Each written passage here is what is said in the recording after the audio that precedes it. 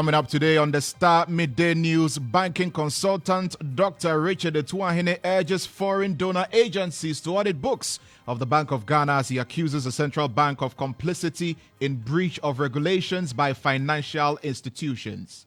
To shock you, if you go to Bank of Ghana audited statement, these banks were not even reporting direct the equivalent of the dollar or the euro or the yen or the pound to Bank of Ghana. They were only reporting CD. And for Bank of Ghana also to capture that CD in their statement, I find it quite unbelievable. Also coming up on the Midday News, renal patients welcome the MPP flag bearer Alhaji Dr. Mahmoud Bawumia's free treatment policy with skepticism as the association records 3 deaths in 7 days. Consumables are very costly. So if they are very costly and health insurance is going to take it, I fear today they will say there are no consumables. So far so good. I mean, I would say now this is coming up, but we hope we will be a bit more, knowing that more comfortable with what we are hearing. Hope it's not a political agenda. I hope and I pray it's not a political agenda. Also coming up in the bulletin, Emeritus Professor of the London Metropolitan University in the UK, Geoffrey Haynes, warns that passage of the anti-gay bill could significantly harm the country's standing as a liberal democracy. I see the anti-gay bill as one which will fundamentally take away liberal freedoms of a minority of Ghana's people. But the presiding bishop of the Methodist Church of Ghana, Professor Kwabena Samoa Jedu, disagrees. We should be allowed the space to promote those things that we think are important to us. And also coming up later on here on the Starr Midday News, the campaign trail. The vice chairman of the Mahamudu Bawumia campaign team, Nana Komia, urges the judiciary to be swift in handling of cases after backing reports that say confidence in the judiciary is low. Confidence in the judiciary has always been low because people don't feel that justice is available to them. Well, he also revealed that the New Patriotic Party will win the 2024 elections if they garner 75% of the votes in the Ashanti region as they did in 2016. And if we get 75, 76 in Ashanti, like we did in 2016, we won the elections. We've got details of all of these stories and more coming up for you here on the Starr Midday News. Do stay tuned. Starr News is coming to you live on Ultimate 106.9 FM in Kumasi, Empire 102.7 FM in Takrady, Zeps 95.9 FM in Zebila, Nissim 100.1 FM in Lamshao, MyStar Radio in the USA. Also live on Facebook on Starr 103.5 FM and on starfm.com.gh around the world. This is Starr 103.5 FM. Starr News. Informed, in depth, in touch. Thank you once again for joining us here on the Starr Midday News. Now, banking consultant Dr. Richard Etuahene is urging foreign donor agencies such as the World Bank and the IMF to conduct a forensic audit into the books of the Bank of Ghana. This follows the BOG's suspension of the foreign exchange trading license of the Consolidated Bank of Ghana for 1 month. The central bank, in a statement, explained the move was as a result of multiple violations of foreign exchange market regulations by the CBG. Reacting to the development, Dr. Etuahene, the development highlights of the BOG's complicity. Now, he's urging donor agencies to audit the books of the central bank before any other transactions take place. In saying about good corporate governance, the state institution governance is nothing to write home about. The question is that who are the board members and who are the management team? Because from what I'm hearing, it can't be a damning issue with that bank. I am reliably informed that even the contract between the CBG and Papanko has not been actually ratified or accepted by Bank of Ghana. And they've been operating this for more than 2 years or 3 years. Unfortunately, today and yesterday I've been vindicated.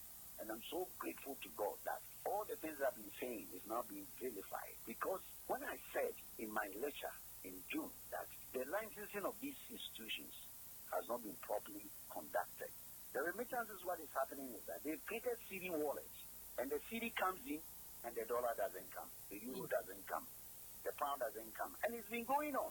If you go to Bank of Ghana audited statement 2023, I only found 18 billion cedis for 2022 and 50-something billion in 2020.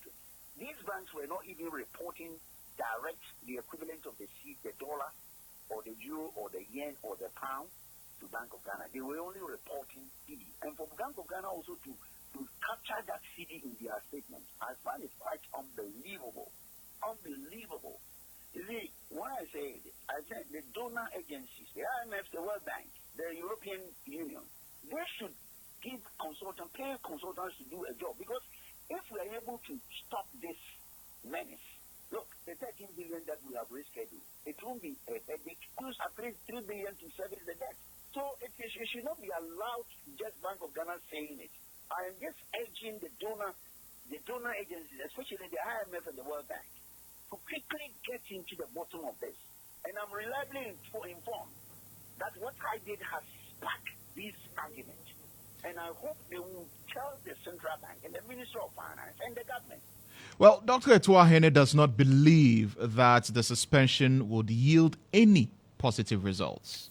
I don't believe that. As I told you, and I told you yesterday, it is time for us to appoint an external consultant to do a due diligence and to find how much money has been externalized and how they were using the CD wallet to pay without accounting for the euro, the pound, the dollar, the yen, and the kwacha, and the South African rand. I mean, that is the most important. It's not suspension. I mean, to me, the suspension, he said it some time ago. Some people did the same thing. He suspended them. What was the outcome? I mean, what they have done, they have flouted and breached the Foreign Exchange Act 2006. They have breached it, and it results in punishment. So suspending them and saying this English is, to me, is neither here nor there.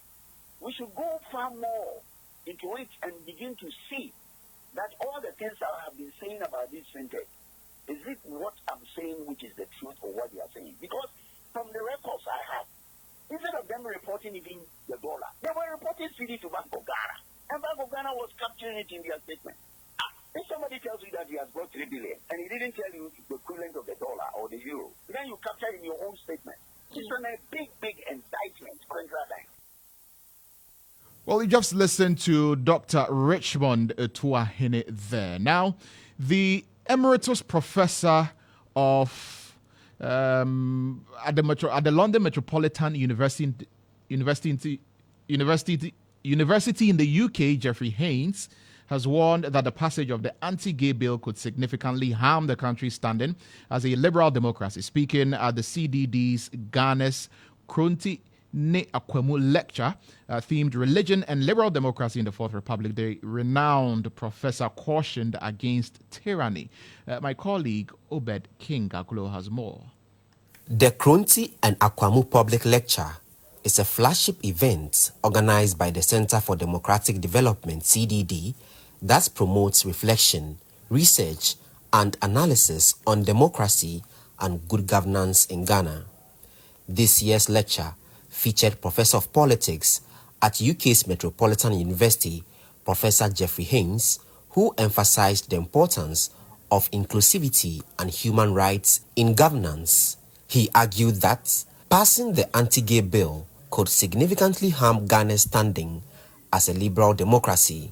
I see the anti-gay bill as one which will fundamentally take away liberal freedoms of a minority of Ghana's people.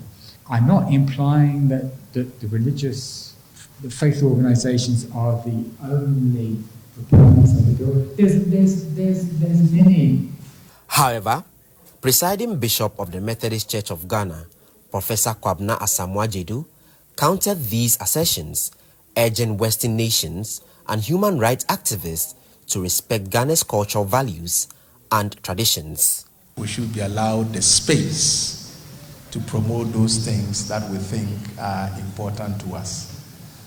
We recognize the value of human rights to politics and democracy, but I think that given the fact that religion is integral to our lives, we also need to be sensitive to the fact that our religious values do not allow us to promote certain kinds of lifestyles.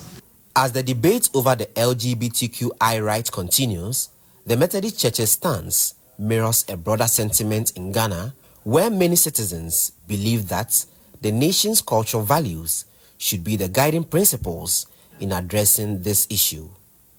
The Kronti and Akwemu lectures derive their name from the Akan Idinkra symbol that represents democracy, the duality of life, and interdependence, serving as a foundation for discussions on governance and societal values in Ghana. Now, the Renal Patients Association of Ghana has welcomed government's decision to add dialysis sessions permanently to the National Health Insurance Scheme. This comes after the Vice President Alhaji Dr. Mahmoud Bawumia announced that the cost of dialysis will be added permanently to the NHIS from December 1. Kidney dialysis. So, yaba, ene ampa, ngofo bebre nya kidney problems. Enti umuhia dialysis. Dialysis no so, sikano doso. Nipa bebre intimi entuya sa sikano. Enti 6 months ago, you started pilot. Say you the dialysis no beba National Health Insurance. So nipa na umuye over 60, any under 18 for the last 6 months. Umuji dialysis under National Health Insurance free. So from December 1st this year, all kidney dialysis patients umubeji under National Health Insurance free. Well, the Renal Patients Association of Ghana, which has already lost 3 patients in the past 7 days, is hoping that the policy is not a political gimmick by the government to garner votes in the upcoming elections. So it's a welcoming news. We thank God at long last this thing has come to materialize. We really appreciate it. We knew, some of us knew something was in the pipeline. We're just waiting for the announcement to be made. We were suffering because we keep losing casualties. People keep passing away because of they were not having chances to do the regular dialysis that they have. So far so good. I mean, I would say now this is coming up, but we hope we will be a bit more comfortable with what we are hearing. Just last week, we lost 3 people. Just last week. Like again, I hope it's not a political agenda. I hope and I pray it's not a political agenda, because we've sat down, we've discussed, and we've sent them a report, knowing that if only they will stop capping the national health insurance, it can take care of all of us, not even kidney patients alone. There are other places that will also need those things. So I hope it's not a political agenda, and I believe that he's a vice president of the republic. He shouldn't let it be one of those things. I was very excited that now we'll be coming for dialysis free. I was very excited. My fear, because they said the consumables are very costly. So if they are very costly and health insurance is going to take it, I fear today they will say there are no consumables. Tomorrow is off. Today is off. Tomorrow is on. That is my fear about the health insurance. If only they say it's free and government brings the consumables every time, then I'm okay. But I'm afraid now that is going to be free, It's really exciting. The moment I heard your news, I was really happy because it's not easy for me to get money coming from dialysis. We're just watching, So those are some renal patients speaking to Starr News. Let's stay on this a while longer. We've been joined on the phone line by Dr. Thomas Anaba. He is Executive Director of the African Center for Health Policy Research and Analysis. Doc, good afternoon, welcome to the Starr Midday News. Good afternoon to you. Good afternoon to your cherished viewers and listeners. Thank you very much for your time.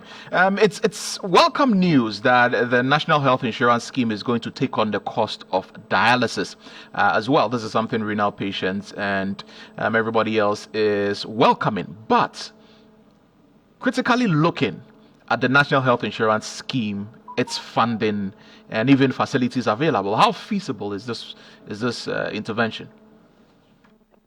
Thank you for having me. I think it's really good news to people to hear that the government wants to absorb the cost of a particular health care within the National Health Insurance. But how feasible is it? It is capital intensive. And then we want to ask ourselves whether government is going to find another way of raising more funds into the National Health Insurance Scheme to be able to pay for this, or how is he going to do it? A mere clearing of consumables for dialysis and then the rest, government was not able to do it. Passing it to National Health Insurance to pay would equally mean that they must find money and give to National Health Insurance to pay for any services that is given to any patient. Where is government going to get the money? Even paracetamol, gloves in hospitals, money to buy cleaning materials in hospitals, to do minor things, is becoming a challenge for the National Health Insurance because much of their money is not given to the National Health Insurance. Much of their money is kept by government by capping how much they give to the National Health Insurance. After taking the billions of Ghana cedis from taxpayers, government keeps the money and gives just a little to the National Health Insurance. If they add the dialysis to it, they are going to cause more burden to the service providers. And this may go a way to make donors who sometimes donate, benevolent people who give money to the dialysis patients to go and pay in private and get their dialysis done, become challenging.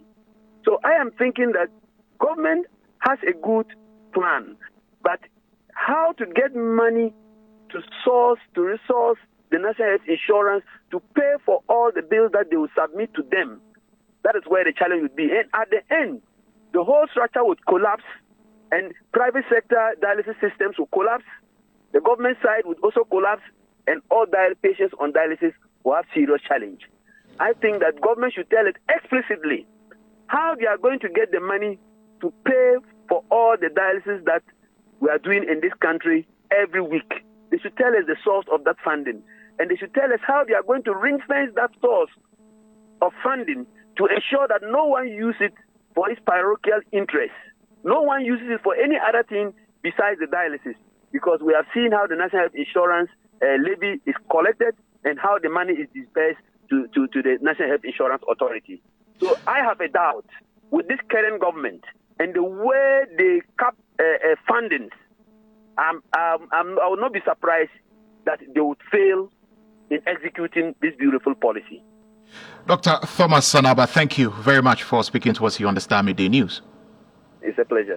Dr. Thomas Sanaba is Executive Director of the Africa Center for Health Policy and Research and Analysis. And in the studio with me is Nana Ama Akwa. A lot of you have been reacting on social media to this promise by the Vice President that by the 1st of December, dialysis is going to be free, because if you have an NHIS card, you'll definitely be able to get it for free. Nanama, what have people been saying on social media about this? Well, Lantam, yes, it is a good promise. It's something that people are very happy to hear, but is it sustainable? William Wilberforce says you couldn't do something for 8 years, just 1 month to election. Boom, now you have the idea. Well, let me ask, looking at the number of people involved, how many of the machines are available for use? Fabio says, be prepared for dialysis levy next year. That's on X, formerly Twitter. Then we have Kofi who says, empty promises. Mahama Care's policy for chronic patients is pushing him to rant this. How is he going to implement it while it's not in their manifesto? Kofia J says, I don't trust Baumia to make the dialysis treatment free. This issue has been raging long before he assembled teams to prepare his manifesto. While JM's manifesto spoke about retooling hospitals with dialysis machines to make treatment easier and affordable, Baumia was silent. Then we have Starr. He can't take the fall for the failures of the government, but can implement policies while VP. Then when we move over to Facebook, Kelvin says this is just like the free water and free electricity in 2020. Stanley adds it's good, but they should ask him how many operational dialysis machines do we have in the country. Then we have Fadil. What were you doing at the beginning when there was high cost of dialysis leading to the death of some kidney patients? Well, that's what you had to say. Continue to send us your messages, and let's hope that this can be sustainable and it will not be something that later on down the line we will receive a levy on dialysis's behalf. My name is Lanama Akwa. Lantam, over to you. Thank you very much. Let's hope that does not happen. Thank you very much, Nanama Akwa, there bringing us some of your social media comments. Follow us on social media at Star 1035 FM on Facebook, on X, on YouTube, on Instagram. Now, family of Bishop Salifu Amwako are set to appear before court today over alleged parental negligence leading to the deaths of young girls at East Legon in Accra. Now, the juvenile boy involved in that ghastly accident that claimed the lives of these two young girls is facing 8 counts of manslaughter, negligently causing harm, dangerous driving, and driving without a license.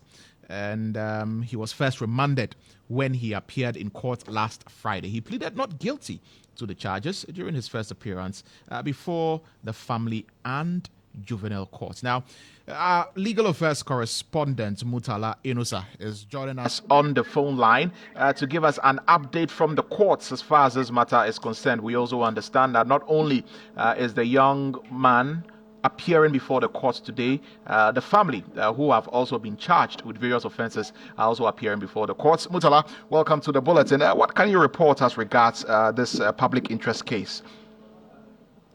Well, Lantam, like you did mention, Bishop Salifa Mwako, the wife, Moha Mwako, and then Linda Owusu Bempa, charged for allowing or permitting an unlicensed person to drive, have appeared before the circuit court night, presided over by His Honor, Mr. Samuel Bright Aqua. And then he noticed that they have pleaded not guilty to the charge. They have been granted bail. And today, when the case was called, Yao Aqua, who is the Assistant State Attorney representing the Attorney General, indicated to the court that they have filed a first batch of disclosures by way of the processes or document that they will rely on in this particular case. However, they are yet to file their witness statement. Again, the document or the processes, the disclosures filed this morning was only served on the lawyers of the accused persons, and so they will need time to be able to peruse it. And they indicated that they are yet to file their witness statement, but hoping that by the next court sitting, they will be able to file their witness statement. His Honor, Mr. Samuel Bryce Aqua, looked at the situation and said the court do not have copy of the disclosures filed, and he understands. The counsel said that yes, it is clear that once it was filed this morning before the case was called, that has not been put on the docket of the court. Consequently, the case has been adjourned to November 26th, by which time prosecution is expected to have the witness statement filed. In the other leg of the case regarding the 16-year-old boy, who is the reason that this whole matter has come up, also appeared before the juvenile court here in Accra. And in relation to that, you note that 8 counts, he's been slapped with some 8 counts, which include 2 counts of manslaughter, driving without a valid license, and also causing an unlawful harm. He's pleaded not guilty. He has appeared before the juvenile court again, and the case has been adjourned to next week, Wednesday and Thursday, for the court to make a certain directive in relation to that. What is not clear, that case is not open to the public, and it's also much more very difficult at this particular point in time to give much more detailed information as what has happened, because the juvenile court is still sitting, and until the court closes, that information, the elaborate information on the matter wouldn't come up. But what is clear is that he has also come, and the case has been adjourned, and he's set to come back sometime next week, Wednesday. So, father, mother, and then son, they have all appeared in respect of their respective cases here and at the various courts. Very well. Mutala Inusa, thank you very much for bringing us that update from the courts. Mutala Inusa is our legal affairs correspondent giving us those updates there. It's time for sports. Jones Aji is in the studio with the details. Jones, what's happening in sports? Right, so the Black Stars of Ghana will today leave for Angola, specifically Luanda, as they prepare to take on the Angolan side on Friday. But then let's get to former Director of Communications at the Ghana Football Association, Ibrahim Sanadara, who has called out to coaches of the Black Stars to make players pay the price of not receiving a call-up when they perform poorly in Black Stars games. Sanadara was speaking on GH1 TV's The Game show in relation to the current state of the Black Stars. I look at the match against Niger, for example, and I think that the team played very, very poorly. And I would have thought that as a result of that, some of the players who did not turn up to display the best of their abilities in the game should have paid the price, so that it doesn't seem as a reward another call-up again. I feel that when players come, well, there are moments when a player would have a good day or a bad day. But when it becomes something that has become normal with the player. The coaches should let the players know that there's a price you pay if you come to the national team and you don't perform well. Now, the former communications director who now works with CAF's media wants the coaches to widen the scope of selection of players. Also look at widening the scope players we have in the national team. A lot of players feel too comfortable in the team. Okay. A lot of young players that have come into the team have not struggled very much to get into the team. Feel that it's easy to get into the national team. And I think that this point must be made clear. I think that we should widen the scope not only into the top leagues of the world, but also give those that are on the periphery of the top leagues. One example that comes straight off the top of my head is Bernard Tekbete. For how long will this young lad doing well in the Bulgarian league? Maybe just because he's playing in Bulgaria, we are not giving preference to him. We are giving preference more to players that play in the EPL, the Bundesliga, Italy, the strategy, and give more opportunities to some players. Right, so Sani Dara wants Ghana coaches to actually look at Bernard Tekbete. That should do it for sports. My name is Jones Aji. Right back to you, Lantam. Thank you very much, Jones Aji, with the latest in sports. You didn't bring us any Manchester United news. Amorim has arrived. Yes. Amorim has arrived. Yeah. They'll go here. Yeah. Jones with the sports there. Now, on the 4th anniversary of his passing, Ghana remembers Jerry John Rawlings, a man who was as complex as he was charismatic. Born on June 22, 1947, to a Scottish father and Ghanaian mother, Rawlings emerged as a transformative figure who helped reshape Ghana's political landscape and remains a compelling icon to this day. For his fiery revolutionary spirit to his surprising moments of humility, Rawlings' story is anything but ordinary. Imagine 1979. A young Ghanaian Air Force pilot attempts a coup against a government steeped in corruption. His name, Jerry John Rawlings. At the time, he was a man willing to risk it all, even his life. Songs in praise of me, please. Sing it in praise of Ghana and Africa, the black man. Facing a death sentence after a failed coup attempt, Rawlings is freed by loyal soldiers, returning to power in dramatic fashion. Do you have corn? I'm talking about planters, not diggers. Let me see you by the hand. Up. Good. Now, those of you who has the corn sacks, go and supply. But you've got corn in your left hand. Jesus Christ. In power, Rawlings wasn't one to tiptoe around difficult issues. His house cleaning campaign, which aimed to root out corruption, left him celebrated by many, but also feared, as his methods included the execution of military officials from the previous government. I'm saying that we can vote people in and out, personalities, okay? But my dear, what we need to do in this country is to establish a situation where even if it was the devil who should come and sit on top of us in Ghana, by virtue of certain procedures, certain practices, the devil cannot get away with doing whatever he wants. He would necessarily have to do what the people expect of him. Despite his military beginnings, Rawlings grew into a leader with an undeniable populist touch. From village visits to public forums, he connected directly with people, gaining the affectionate title Junior Jesus.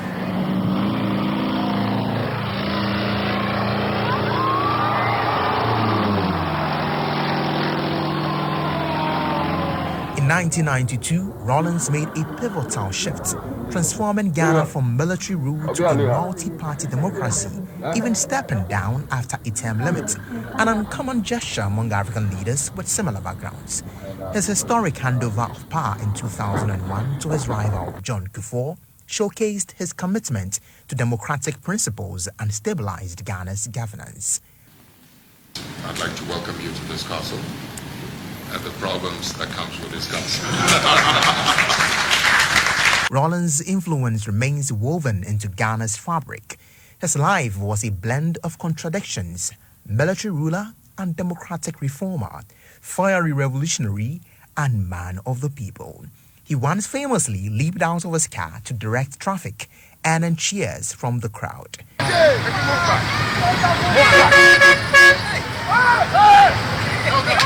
Move back.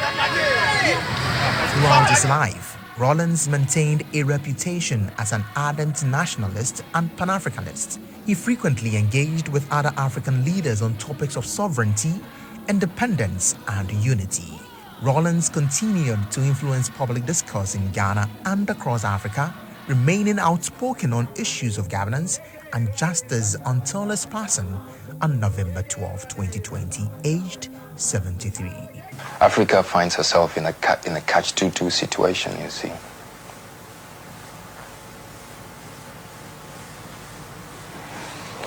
She better watch what she says here and there, or else you don't get that aid or that assistance, etc., etc.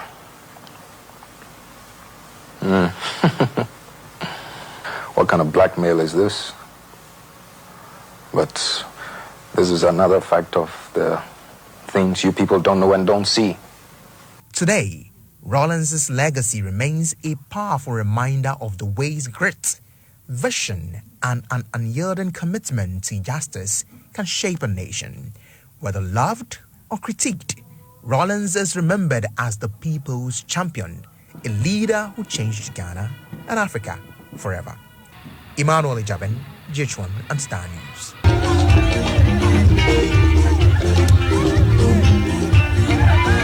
And we say, may the soul of Jerry John Rawlings continue to rest in perfect peace.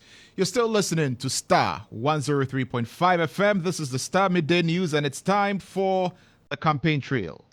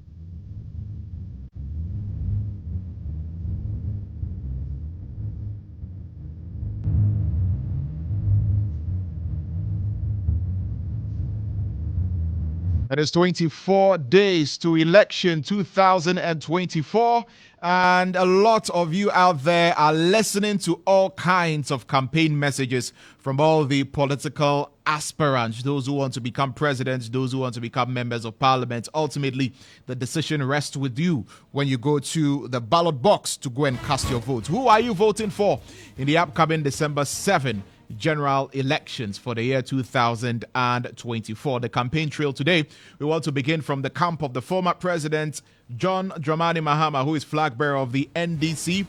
Now, former President John Dramani Mahama has promised that the NDC government will construct a modern theatre in the Ashanti region to boost the cultural heartbeat of the country.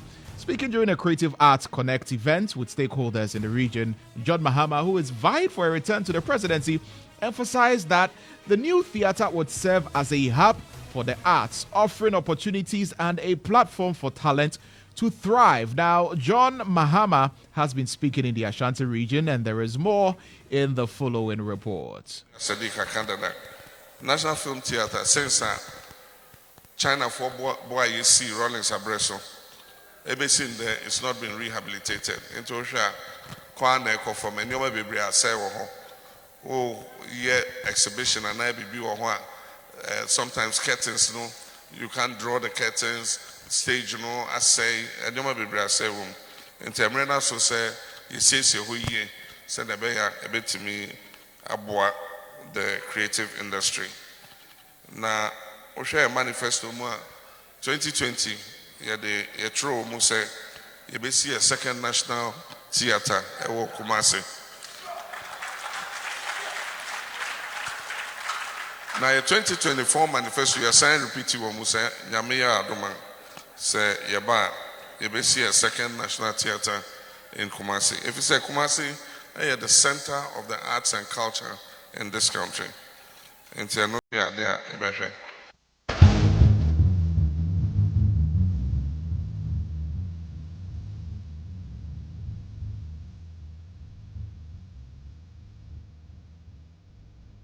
And that's former President John Dramani Mahama there speaking to members of the creative arts industry in the Ashanti region, promising that there is going to be a new national theater that is going to be built in the Ashanti region to enhance creative arts here in the country. Of course, on the campaign trail, speaking to the creative arts, he was with one of his spokespeople when it comes to the creative arts sector, and that is Baba Sadiq, who is also vying for a parliamentary position in the upcoming 2024 elections for the Okaikoi Central constituency. And he's one of the people who have been heavily involved in the creative arts sector here in this country. And of course, he's on John Mahama's campaign team.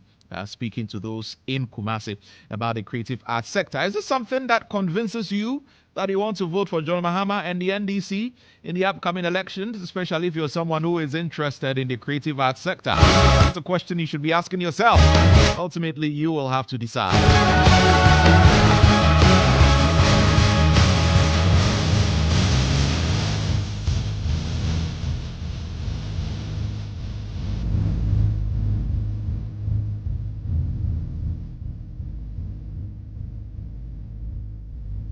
Now the campaign trail will shift our attention to the camp of the New Patriotic Party because the party's flag bearer Alhaji Dr. Mahmoud Bawumia has once again drawn blood. And of course, he has drawn a bold line between the achievements of the New Patriotic Party and the track record of the opposition National Democratic Congress. Now, speaking during a Community Connect engagement at Akrofrom, Dr. Bawumia emphasized that despite the global economic shocks such as the COVID-19 pandemic and the Russia-Ukraine war, his government has outperformed the NDC, which is reason John Mahama is avoiding a debate with him. MPP, Yaba, notwithstanding, say yanya COVID, the global economic crisis in Aba. Every sector of the economy, we have performed better than him.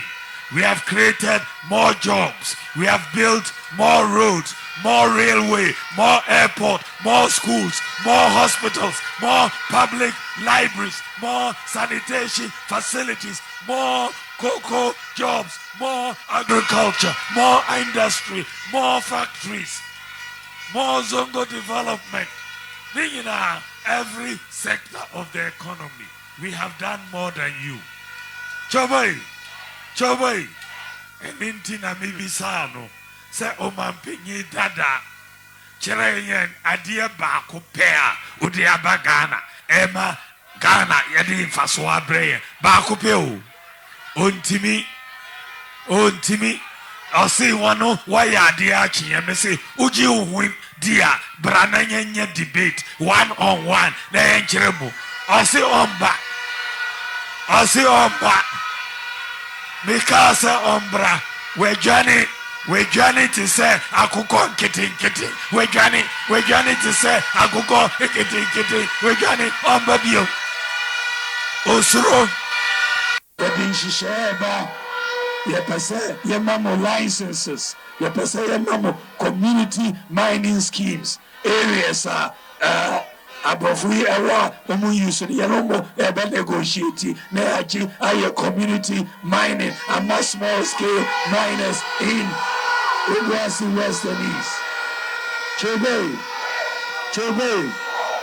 Yeah, but ma geological survey authority abechire baby a gold no or honor community mining schemes no amamo me be shisha bank minerals development bank ebe mamo loans like water equipment aye proper mining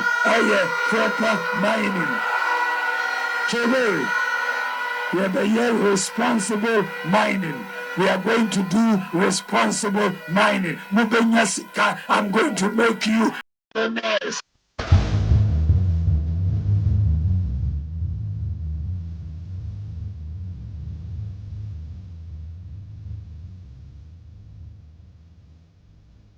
So that's the Vice President and the flag bearer of the NPP there, Alhaji Dr. Mahmoud Bawumia, speaking in Akrofrom. And he says that he's going to make them millionaires because he's introducing community mining. He's calling for a debate. He says John Mahama cannot compare his record to the record of this government. That is why he's running away from a debate. Ultimately, you'll have to decide whether or not Dr. Mahmoud Bawumia is the man you want to vote for in the upcoming elections in the year 2024. Dr. Mahmoud Bawumia has been campaigning in the Ashanti region of late, and we understand that he's spending up to 14 days, that is 2 weeks, in the Ashanti region. The Ashanti region, we know, is a stronghold of the New Patriotic Party. And they would want to galvanize their base. And they would want to make sure that they're able to get everybody who is minded to come out in their numbers if they are sympathizers of the New Patriotic Party and vote for the New Patriotic Party in the upcoming election. And I'll be telling you very soon about the target of the New Patriotic Party in the Ashanti region. Nana Kumia has been speaking, and he says that the NPP is targeting 75% in the Ashanti region. That's what they are looking at. And if they're able to get 75% of the votes in the Ashanti region, that should be enough to get them over the line to win the election. The upcoming election on December 7th, 2024.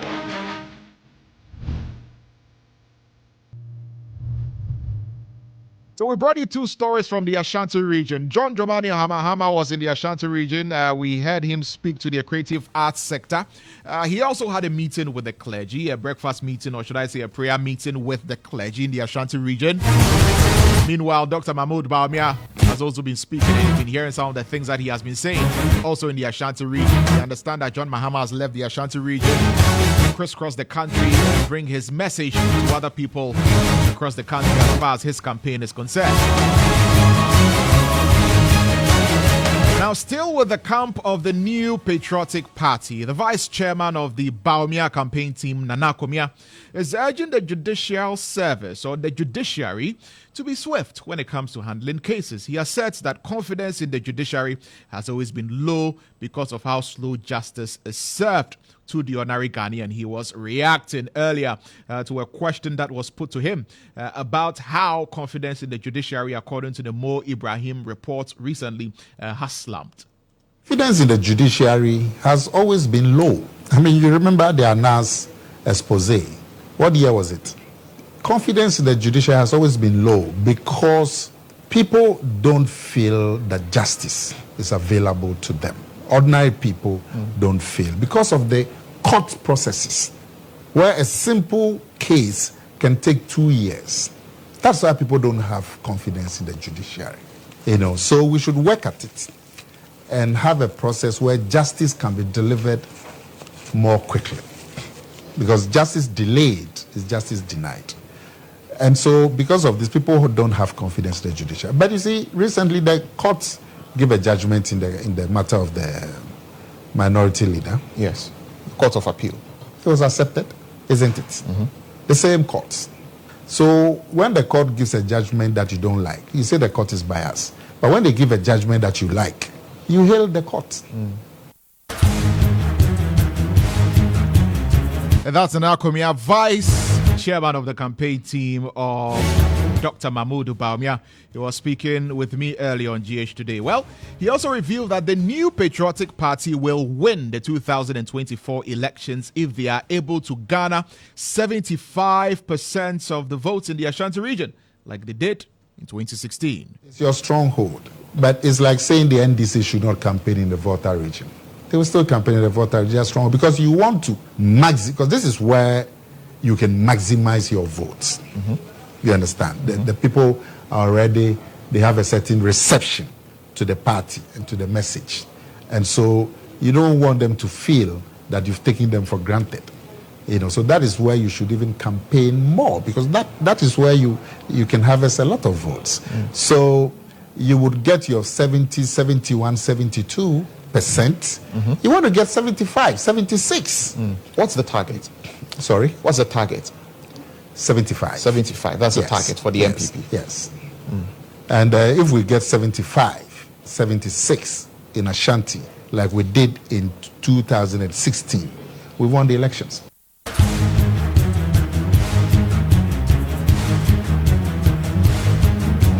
So that's an Akwamia there. They are targeting 75% in the Ashanti region as far as votes are concerned. They believe that if they're able to get this, it will take them over the line to win the 2024 election.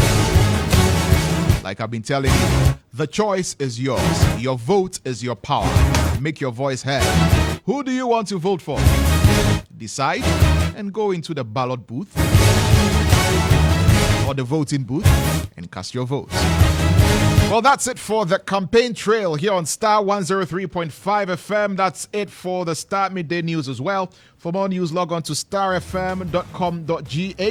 Check out our social media pages at Starr 103.5 FM on Facebook, on X, on Instagram, and on YouTube. My name is Lantam Papanko. Have a wonderful day.